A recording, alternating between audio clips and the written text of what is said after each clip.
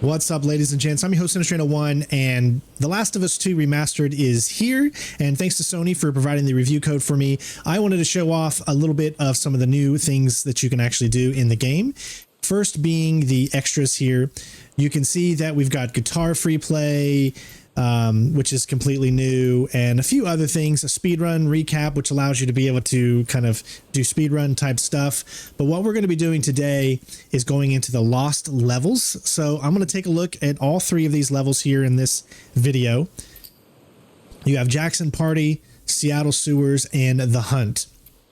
We're going to turn them on with developer commentary and the introduction video so you guys can kind of get into it and see what we could have had, but the developers decided that it just wasn't fitting within the game. So I'm gonna have minimal commentary during this, as I want to allow the commentators, you know, the developers, to kind of speak and as we're kind of going through the levels. So if you like videos like this, let me know, and hopefully you guys enjoy. Support the channel any way you can, and let us begin the lost levels. It's go time. You're about to play an unfinished level from The Last of Us Part 2.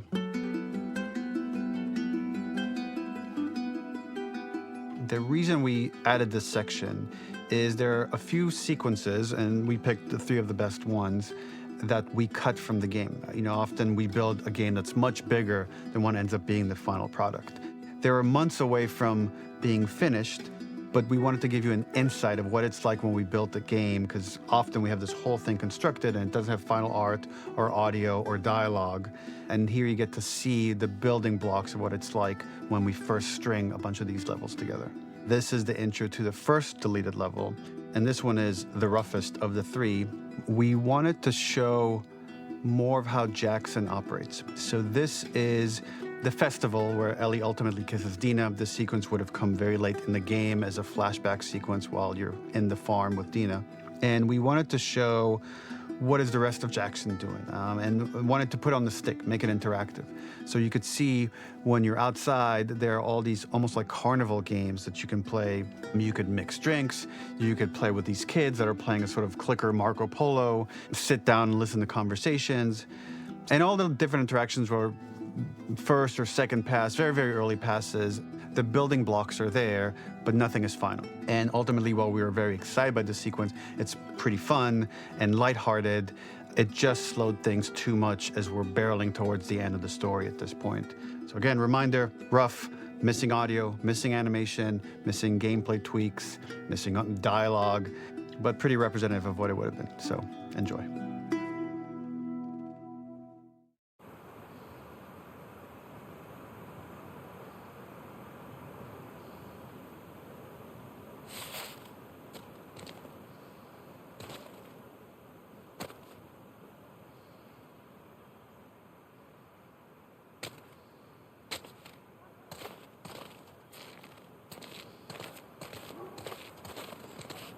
Originally, this level was going to transition us to farm. We would go all the way through to the dance, where Ellie and Dina share their first kiss. Then we would play through farm, and when Ellie plays the guitar at night, she would remember the Seth incident. So, the opening for this was a little tricky. We needed it to match at least a little what you might expect emotionally coming from prior beats, because we were already purposefully disorienting you in time and space. Remember, you just came from this huge fight. To jump straight into it would have been a little too jarring. After some back and forth, we rooted it in Ellie's nerves, calling back to her hands shaking in the theater. But this time, for a much more innocuous reason we'll find out later. She's nervous because she has a crush on Dina, who is the only reason why she's here at the dance. Something we really wanted to do was highlight the way their lives had turned upside down since she went down this path. We had this idea of recontextualizing all of our usual gameplay mechanics that were designed for really violent ends. The workbench, door bashes, throwable weapons, and even the infected, which is my personal favorite. Peppered throughout the level are moments of levity or shared history, all the while seeing how happy and mundane they all were before her huge revenge odyssey.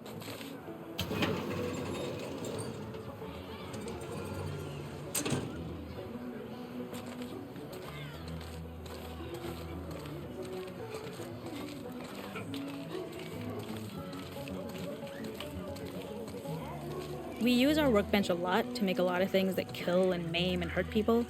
Here, we had the silly idea of using the same feel, harkening back to the same animations, using the exact same UI to instead fix a drink.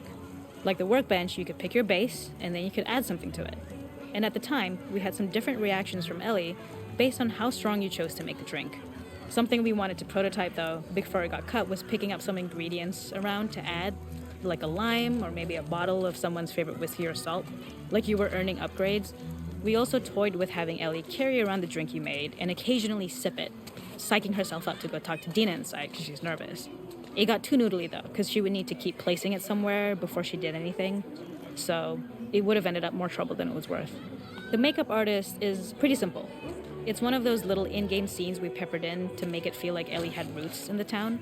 Hallie, our writer, mentioned that in her mind, an ex-girlfriend of Ellie's tattooed her arm to cover up her scar. So we figured this might be the only time you get to see that. We wanted to hint at it and allude to it and make it feel like there had been so much more that had been happening and so much more that Ellie threw away.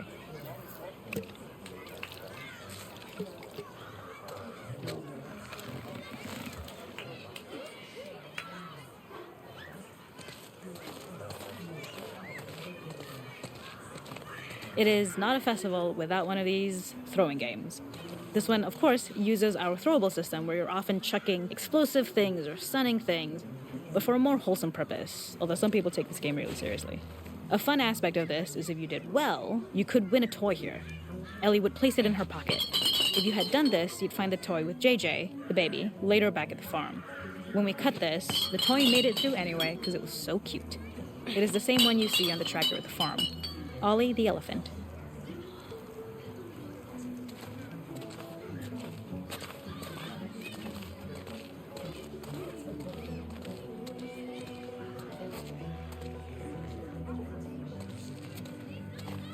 This is one of my favorite sections because I think that it achieves both the slice of life aspect of Jackson while also being a stark reminder of how dark the world that they live in really is. To attract attention and curiosity, one of the kids was supposed to make this adorable, messed up little clicker impression, and the others would giggle. We tried a version where if you got close enough, the kid might try and follow you a little before turning back. Since clickers are blind and move by echolocation, for this game of messed up tag, Ellie must close her eyes and listen for when the children give themselves away. The thought was that these kids are in relative safety. They still grow up with the dangers of clickers and runners, and all those lessons would embed themselves in the games that they play. When the festival got cut, they tried to preserve this moment and move it to the front of the game where the snowball fight is, as a tutorial. However, being in the headspace of a clicker doesn't really teach you how to deal with them. Eventually, it evolved, and they instead made the snowball fight, which was, I think, way more effective. For me, it's character illuminating that not only does Ellie know this game, she plays along. There's a familiarity with the kids that's really nice to see, especially because it's such a difference from the Ellie we see later, who has a sort of hollow normalcy that she's trying to get with JJ, but kind of fails.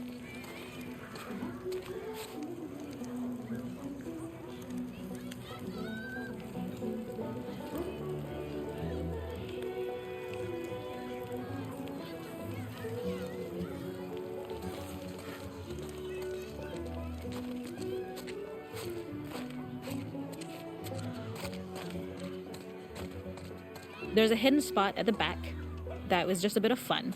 It was highlighting Jackson's normalcy with something we would find in a real world. In the back, you would find teenagers finding some alone time with each other in a dark corner of a party. It was rewarding the player for peeking into a hidden corner, but ultimately redirecting them back to the festival. We also had versions of them smoking weed here, despite Maria's consternation, probably having gotten it from Eugene.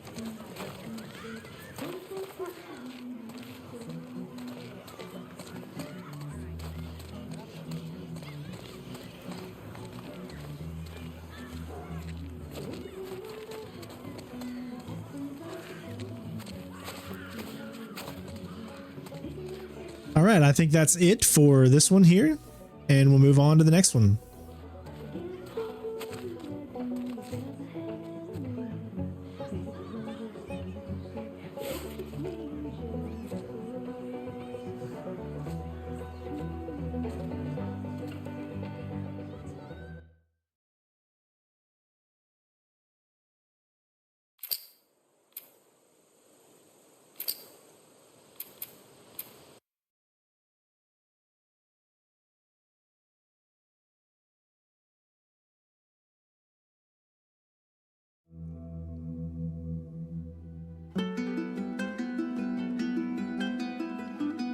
In this second deleted level, which is an extended sequence of the sewers in Seattle, this comes on the heels of where Ellie goes into a building and she survives an attack by stalkers and gets thrown out of a window and gets swept away by the current. And then we cut this section that used to be there in the final game.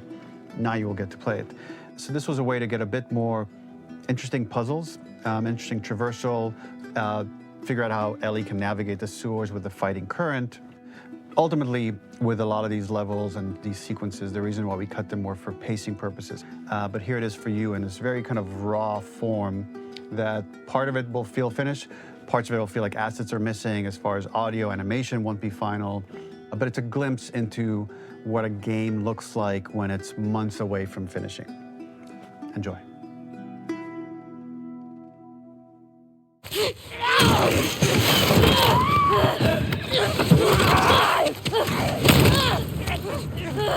Get off of me!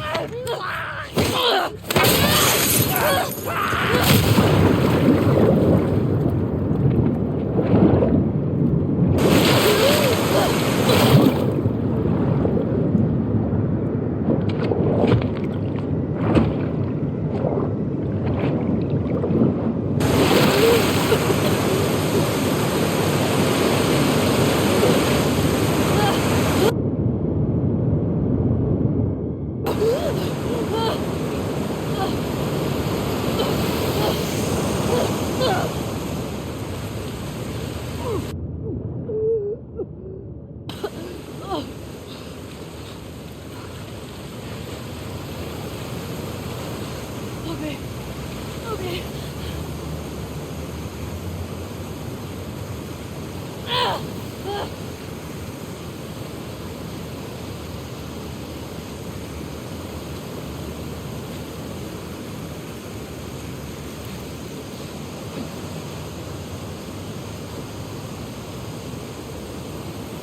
Fuck Seattle. Okay. This level, internally known Where as the hell am Find I? Nora, was quite long in duration as we had to make Ellie traverse a far distance to the opposite side of downtown Seattle. The sewer section was originally longer than what we released the game with, approximately 10 minutes more. This was one of the few areas of the game that used water flow as part of a traversal puzzle. The player has to go upstream to use the current to get to the platform to reach the other side. We mostly cut this mechanic game-wide, however it remained in essence in the section swimming to the aquarium as Ellie when you were avoiding the waves.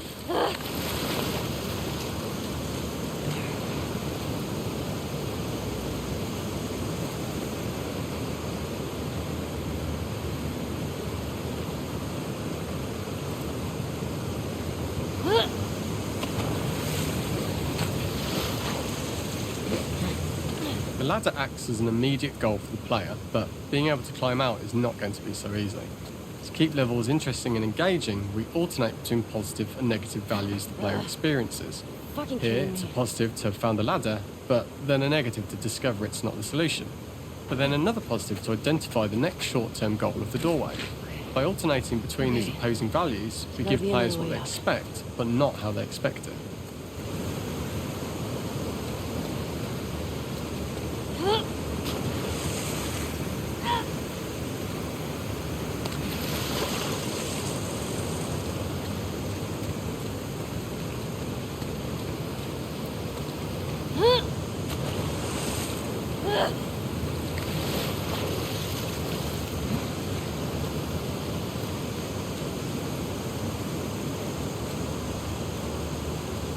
When players reach the doorway and enter into the room, they're faced with a dead end. The real reason for this dead end room is that on the reversal, when exiting back out of the doorway, players are faced with the What route have we got onwards. here? A pipe that they'd not been able to see when they were swept past it on the way in, and something that was hidden from view when on the side platforms. The intention here being that the only option is to go off the standard path in order to search for a way out.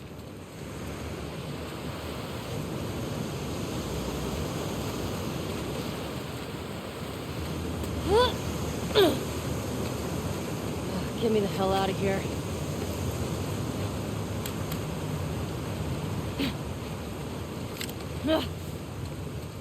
Throughout the rest of the level, we also used light to indicate to the player that they were heading in the right direction. At each turn, however, we block the direct route forward. Players would know that they just have to keep finding alternative paths, promoting those feelings of being desperate and trapped. We slowly introduce the player to consider climbing into smaller pipes and crouching in these tight spaces. This is to slowly build up to and encourage the player to climb into such small pipes that they'd have to be crawling on their stomach, which is something that the player previously may not have recognised as a playable space, let alone the desired route they need to take. We added a tiny space just to reward the player's exploration with a pickup item, and we made sure it was something that made sense that you'd find in this area. A canister and all the garbage that had been washed into the sewers from the surface.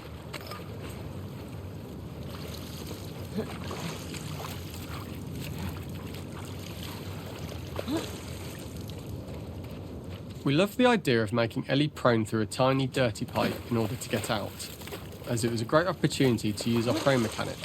A unique camera setup was created to support crawling in these pipes, as the standard prone camera is much higher with the player.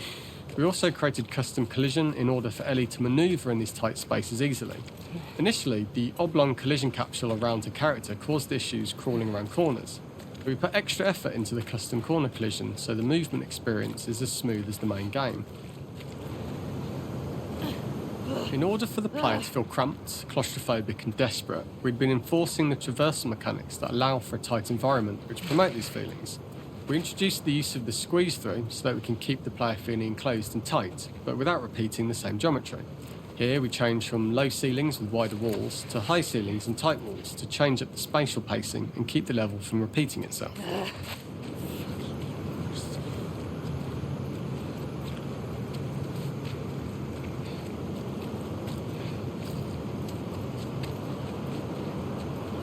Shitty place to die.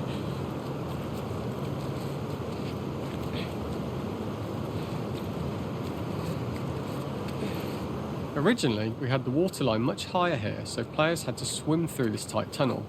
However, from watching user test feedback, it was occasionally causing people to discount the route entirely and turn back on themselves. So to avoid any risk of this happening in the final game, we present a lower water level so the tunnel is easy to see and commit to using.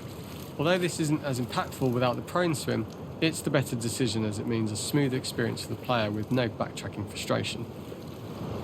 As we surface from the water and over the crest of the slope, we reveal what is further in this tunnel, a clicker that has sprouted and the fungus has grown on the sides of the pipe. It was great to see people who user tested this area becoming increasingly worried as we forced the player to squeeze past the fungus and inches away from the clicker's face, all the time not being sure whether the clicker might be alive or attack them. Although we aren't as cruel as to force a clicker attack in such close proximity, we do have a payoff for this moment. This clicker momentarily turned into Joel to show Ellie's PTSD from what happened to Joel at the start of the game. Ultimately, we decided to save this moment for the farm level, as it was more impactful there because it could become the centrepiece of that experience. Whereas in the sewers, we weren't able to make it as much of a narrative point and give it the breathing room and reaction time that it deserves, given that we draw the player towards this pipe, as it is seemingly the route out of the tight space. Fairly soon, it is obvious that this path is blocked. If the player goes all the way up to the bars that block the path, they are rewarded with a pickup, so this journey doesn't feel wasted. It was important to encourage the player to try to progress along this path so that they would subtly be thinking of progress in this direction. We hint to the player that there is a bigger, new space beyond this pipe by showing the player the waterfall. This helps players consider the other route where they don't know how far the tunnel is or whether they'd make it.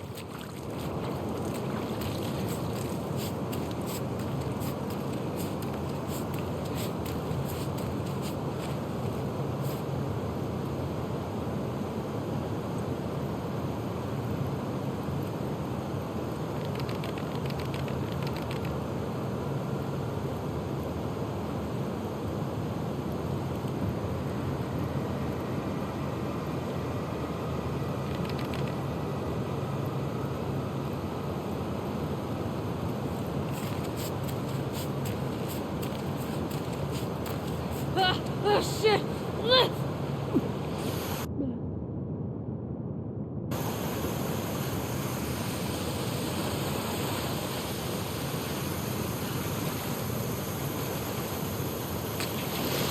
For the final section, we eventually opened you out into a wider area as you traverse through such tight spaces leading up to this, so changing the environmental pacing makes it begin to feel like we're coming to the end of Ellie's ordeal.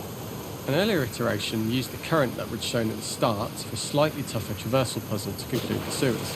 The ladder was clearly visible from most of the area, but the player was faced with a fast-flowing torrent of water they couldn't cross. If the player attempted to jump into the water, they were not able to swim across the ladder due to the water's speed, but instead they had to traverse the pipe running along the top of the space in order to get across the water. This is the first time we get to see stalkers that are embedded into the walls. So this optional room is a nice little early extra that the player gets if they explore. We also use the pickups to lure players over to be close enough to trigger the stalker's attack. This caused quite a few jump scares with user testers who played our game before its release.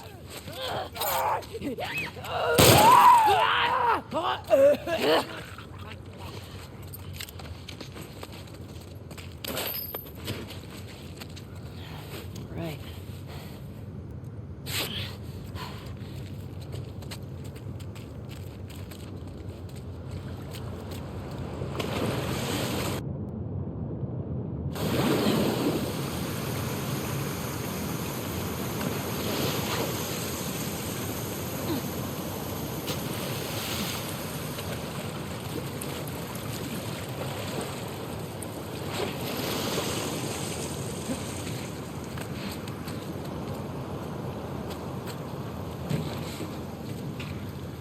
Using this pipe was retained in the iteration we shipped with, as it's the last of the extreme methods Ellie has to undergo in order to escape the sewers, and what she will go through in her pursuit of revenge.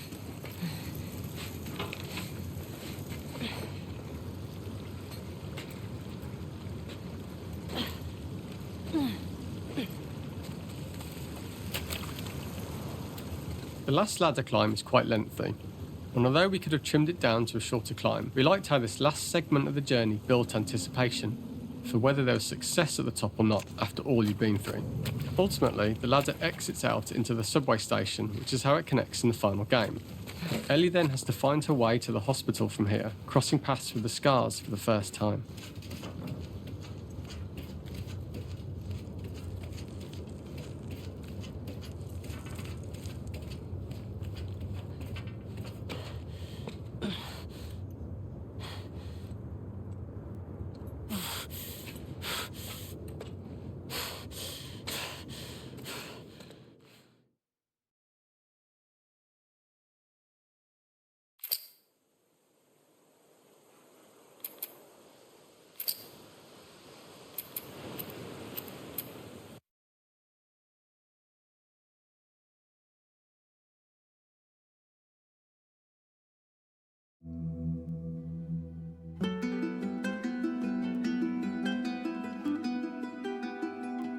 For this third and final deleted level, what we call the boar hunt sequence, this was a sequence pretty late in the game. It was right after the whole Seattle Abby sequence where Abby spares Ellie. And then we wanted to come back into Ellie's story, but keep it a bit mysterious of how much time has passed, where is Ellie now? So we're coming in on Ellie and she's following a trail of blood. And we wanted to mirror in a way the deer hunt sequence from the first game, but this time do it with a boar. And there's something with Ellie that now she can't let go of this violence. She's pursuing it, even against this innocent animal.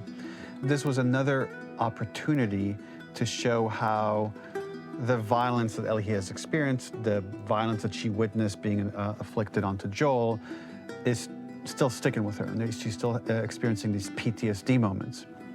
This was a sequence that was pretty far along and was cut pretty late in production. Parts of it are still really rough, but the gameplay, the building blocks were all there.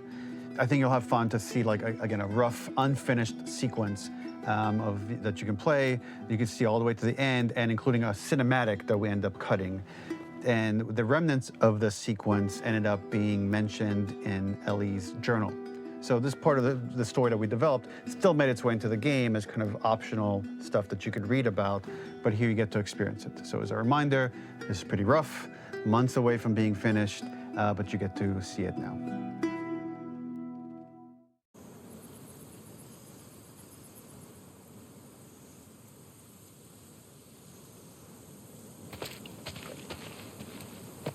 Where are you? So the boar hunt was one of the hardest levels for me to work on.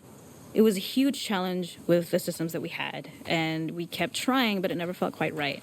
Originally, the level happened after the Jackson Festival, which also got cut, but before Farm. Once the festival got cut, it became the prologue to Farm. The intended experience is that we jump forward in time after the fight with Abby in the theater. We don't know where Dina is. We likely assume she's dead because she was just bleeding out. Ellie is alone. Her hair is short. So maybe this is the future or the present. And she's hunting. Hunting who? Abby still?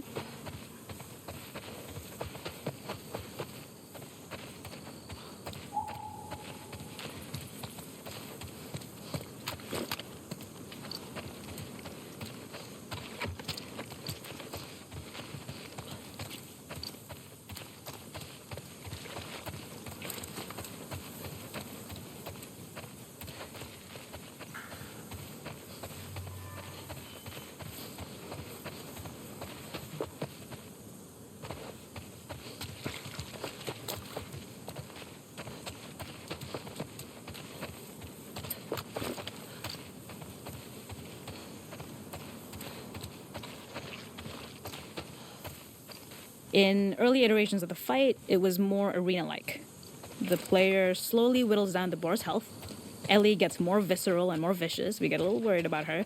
As the boar gets weaker, more panicked, more feral, and we start feeling sympathetic to the boar was the hope. Definitely not. In all of these iterations, especially of these wider areas, it required custom AI and scripting to make sure it continued to feel organic as an animal, but we really needed it to do specific stuff.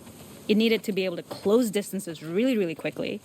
It needed to charge to attack, but we wanted the feeling of hunting, so we needed to track it down from afar. And we also needed to discourage the player from attacking the boar when it's that close, or it would kind of turn into this melee kerfuffle. How do we do this in our world while keeping the boar believable? We must have gone through 5 or 6 iterations of the boar fight and all, and every single time it changed pretty drastically. We split it into clear phases, where one was like all long range. We tried another where you're getting close and you get the jump on it quite literally. You're jumping off of a rock to attack it. And then finally, we tried a bunch where you almost sort of go around a bunch of trailers and try and wrestle it. We uncovered after some time that taking down a boar over several phases felt very laborious and a little dramatic. It was comically long. It felt too boss-like, a little too gamey. We decided to cut the first few phases, and we opted for a cold open after the boar had already been hurt off-screen. So that allowed us to focus on feeling like we're closing in on prey and to introduce the boar when it was at its most dangerous. Already hurt, already feral, much too close for comfort. And so the thinking was it would bring us more into Ellie's mindset. Is this really hunting for food, or is she hunting for some other reason?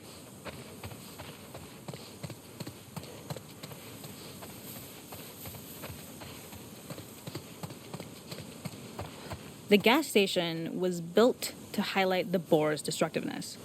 Since it's cramped, the boar feels larger.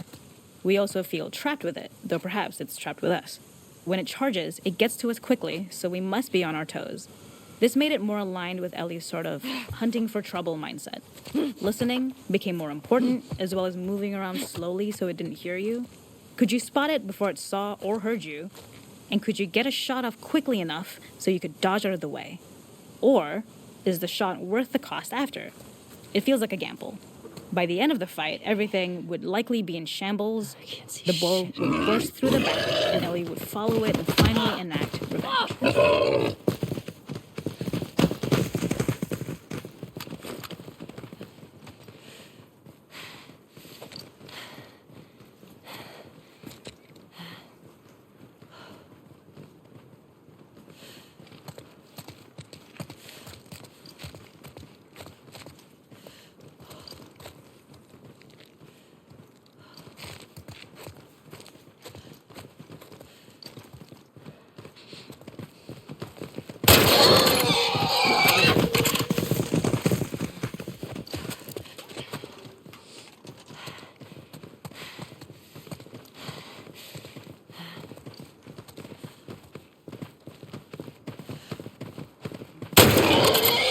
It's over.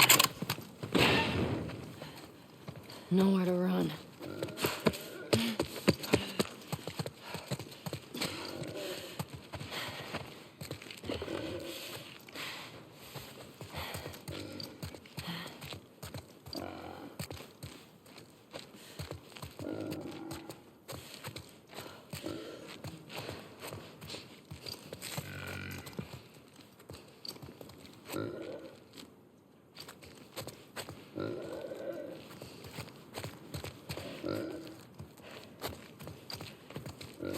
The boar kill was supposed to be anything but glorious, with the boar whimpering at the back of the gas station after Ellie's relentless hunt.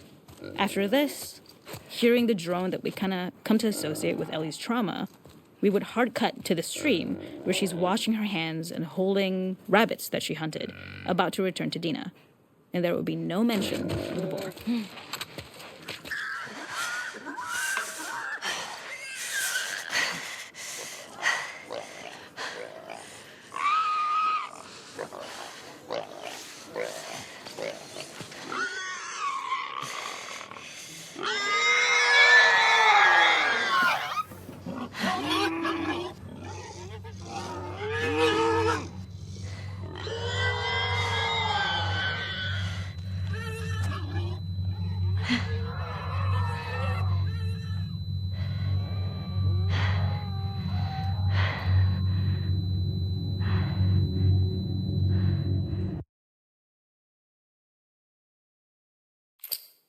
Well, there you go, ladies and gents. Those are the lost levels for The Last of Us Remastered. What did you think of them? Definitely make sure you try them out when you pick up this remastered edition. I have thoroughly enjoyed it. Make sure you also check out my walkthrough for it because I've been doing a grounded walkthrough with 100% collectibles, so I hope you guys have been enjoying that. Other than that, thank you so much for tuning in. Hopefully you guys enjoyed. Let me know what you thought of the levels, and I will see you on the next one. Peace out.